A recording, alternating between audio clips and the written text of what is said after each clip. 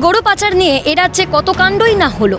অনুব্রত মণ্ডলের গারদ বাসের পরেও থেমে নেই নিরীহ পশুদের হাত বদল। এবার দুর্গাপুরের কাঁকসার বাঁশকোপা টোল প্লাজায় আটকে দেওয়া হলো গরু বোঝাই কন্টেনার। বিজেপি যুব মোর্চার রাজ্য নেতা পারিজাত গঙ্গোপাধ্যায়ের নেতৃত্বে চলে তুমুল বিক্ষোভ। গাড়ি থেকে টেনে নামানো হয় পাচারকারীকে। অভিযোগ, গাড়ির বৈধ কাগজপত্র দেখাতে পারেনি পাচারকারীরা।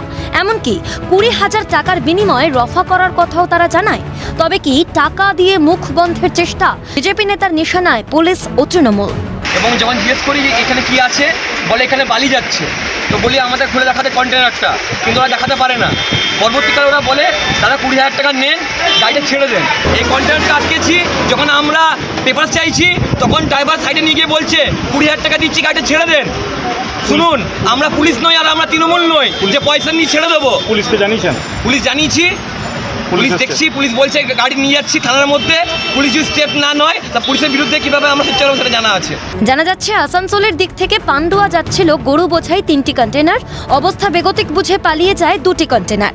একটিকে আটকে বিক্ষোভ দেখানোর পাশাপাশি তৃষ্ণার্ত গরুগুলিকে জল খাওয়ান বিজেপি যুব মোর্চার নেতাকর্মীরা।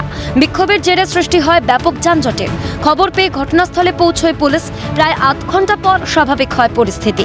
পাকড়াও 3 পাচারকারী, যদিও অভিযোগ উড়িয়ে দিয়ে পাল্টা খোঁচা তৃণমূলের। इन्फॉर्मेशन क्या मिला? कुछ अभी तक मैं मेरे रिलेटेड नहीं था, इसलिए हमने उसको पुलिस आए थे?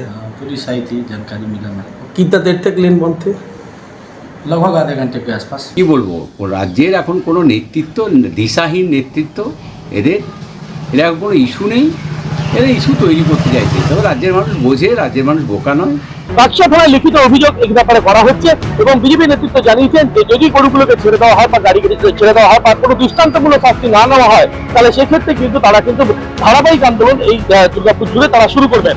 দুর্গাপুর থেকে রাজেশ সেনগুপ্ত, ক্যালকাটা নিউজ।